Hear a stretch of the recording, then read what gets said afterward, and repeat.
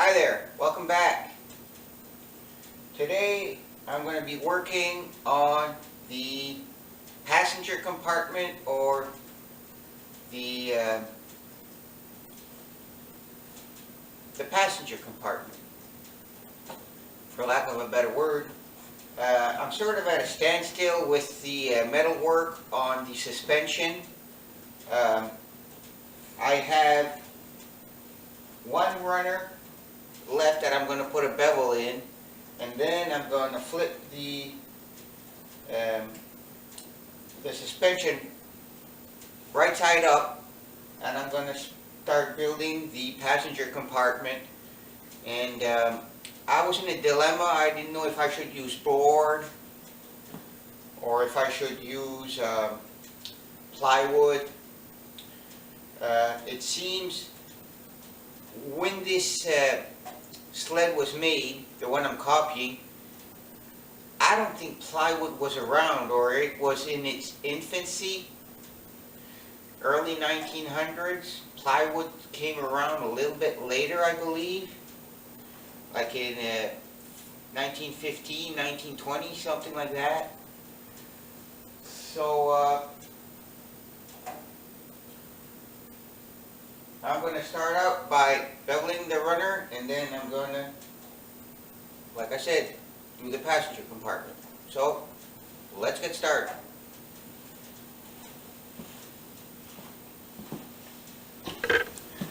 First, I'm going to have to set the bandsaw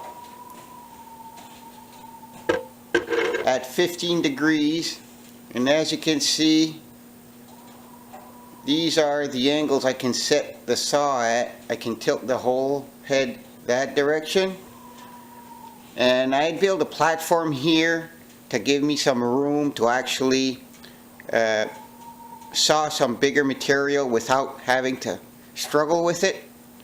And I had to extend the table, this rod here, so I could accompany or accommodate the runners, because the ends want to tilt off the table once the bent part leaves the table surface. So I'm just going to adjust up the saw and then get my cut going.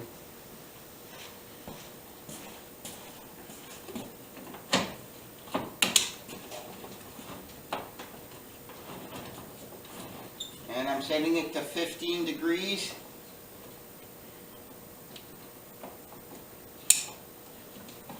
Locking it up again, getting the fence out of the way.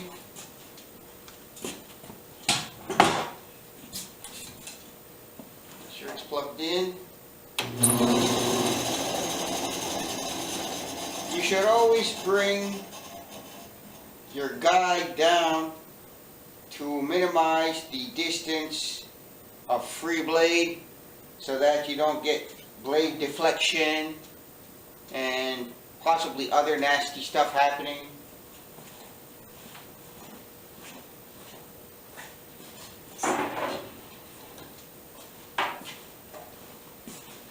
And to actually put the bevel in this piece, it's going to be sitting in this fashion on the sled, like this.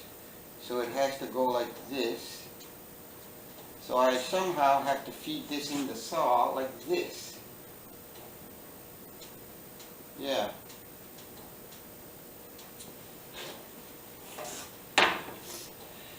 So I'm going to have to untie.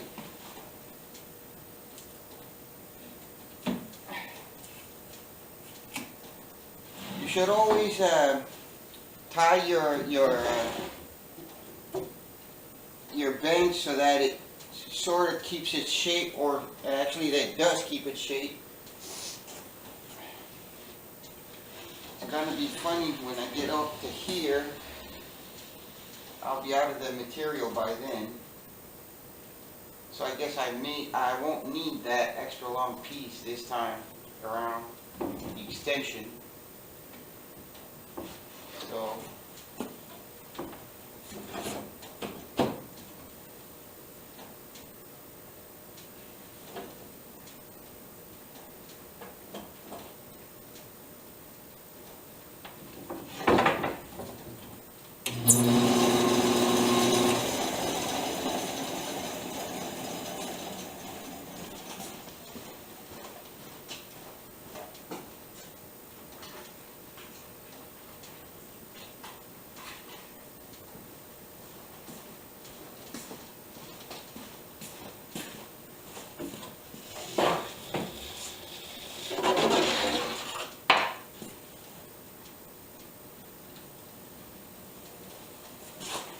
you're wondering what that line is, that's where my saw blade's going to exit the piece of wood.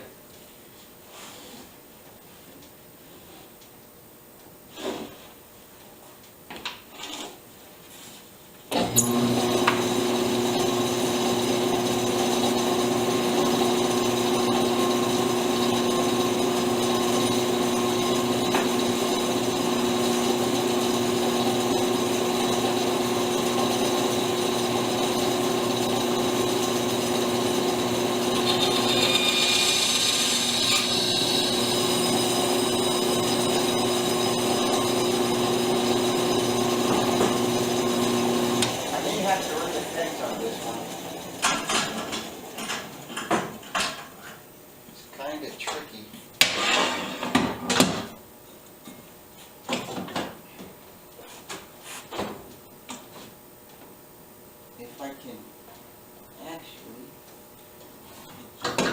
get this set up.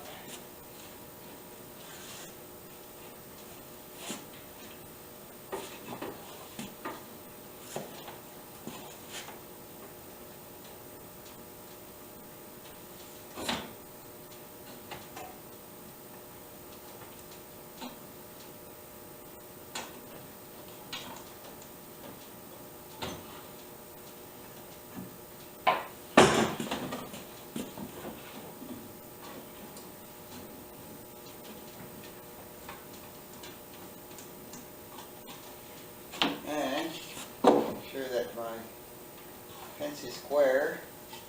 And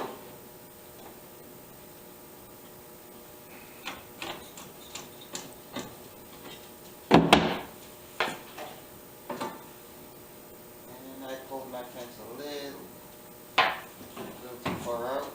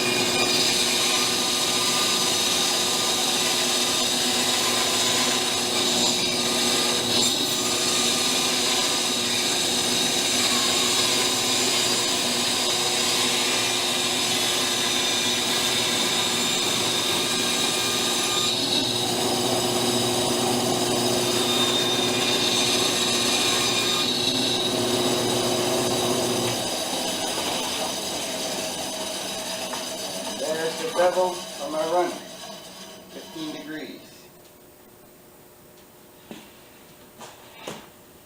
I'm going to have to take a plane to it later on before I put the runner on it.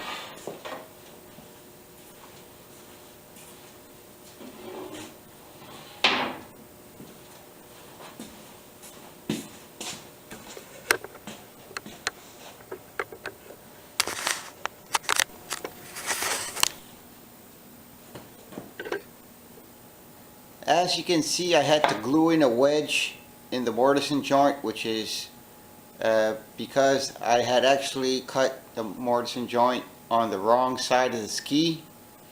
So I glued a wedge in it, and now I'm just going to shave it off evenly with the top of the runner.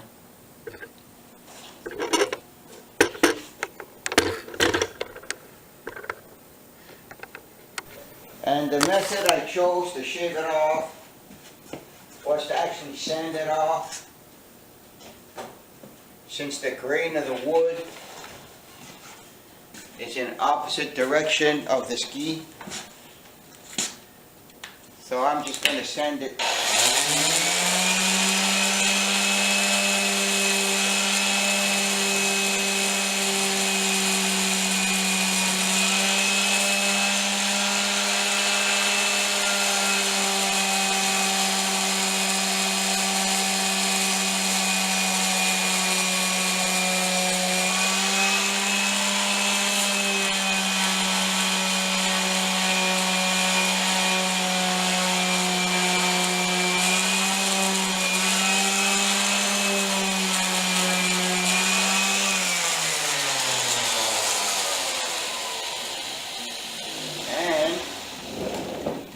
That should be a fix.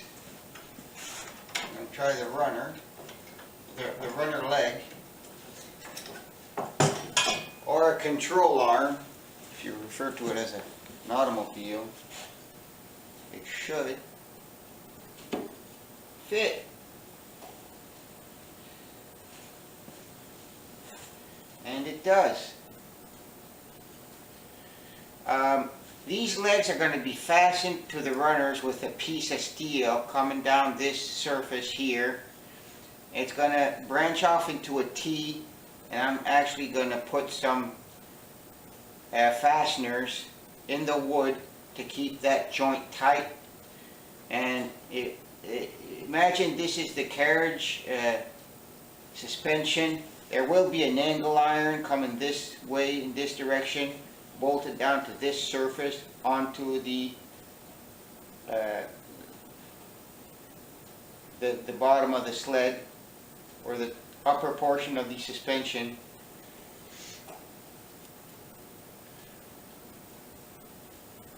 It's a steel reinforced suspension, wooden suspension.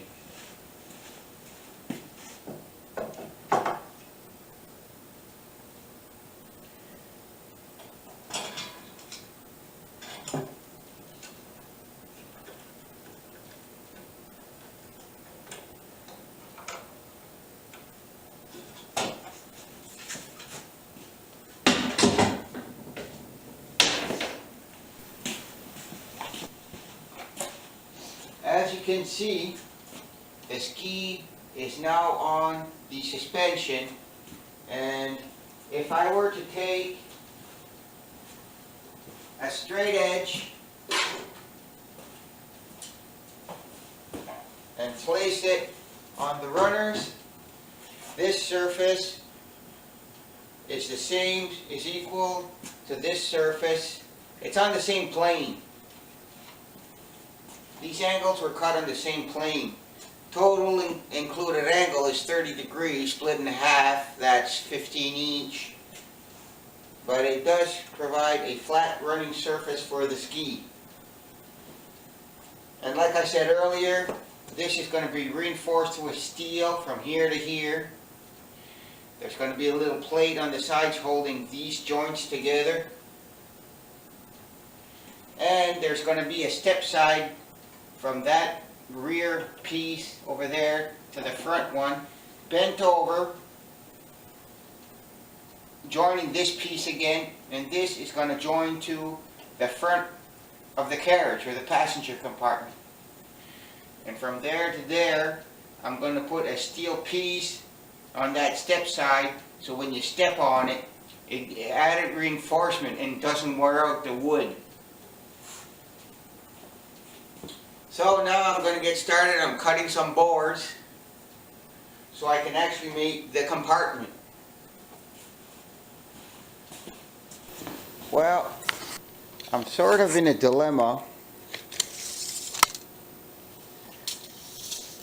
I don't know if I should use board or plywood.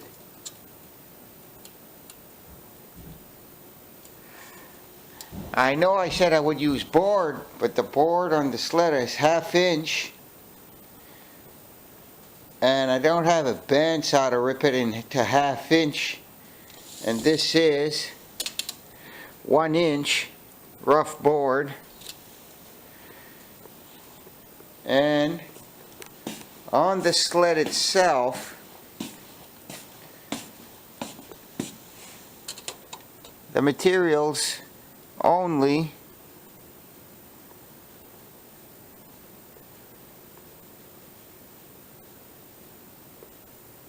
(7/16).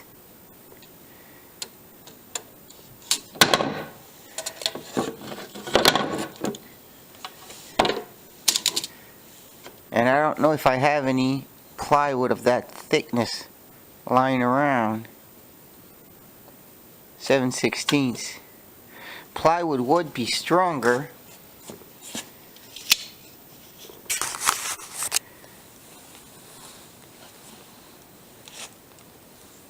Not necessarily lighter, but stronger.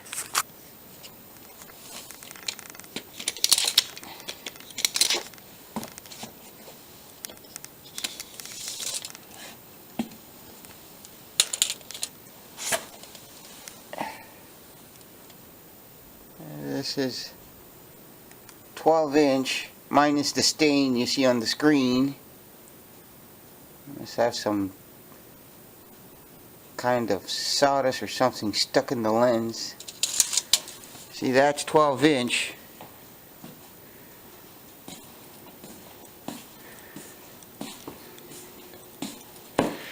This stuff over here is 12 inch board. I'm going to have to take a little bit of time to figure this out. When you hear from me next, I don't know how much time's going to be elapsed, but till then, well, this is the board I'm going to make the side panels with, and possibly the rear bumper or the rear of the sled.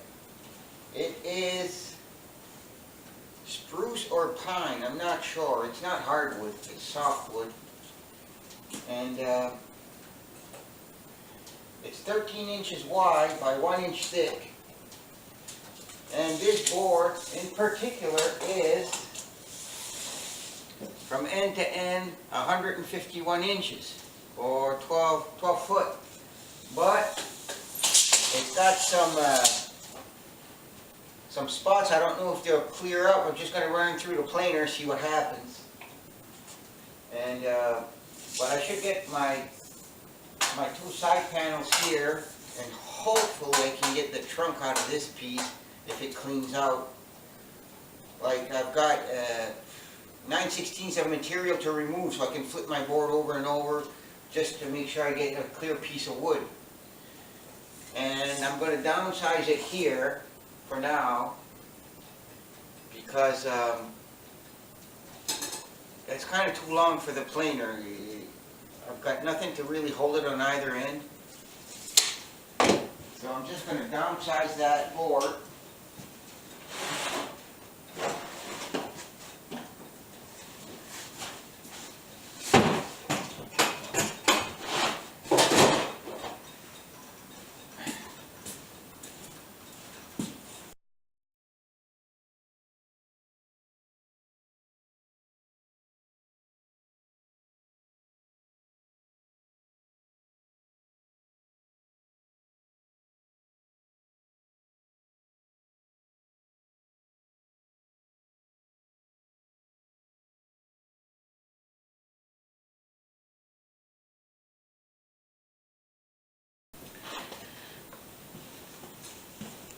I know there's a little glare from the door.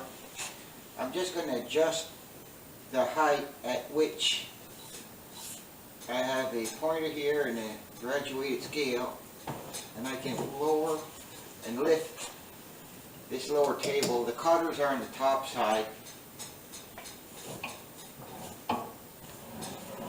And I'm going to bring it down to 7/16, but I'm going to start off at probably 7/8 and see how the planer does. It's a pretty hefty planer. I think it's a 3 horsepower motor.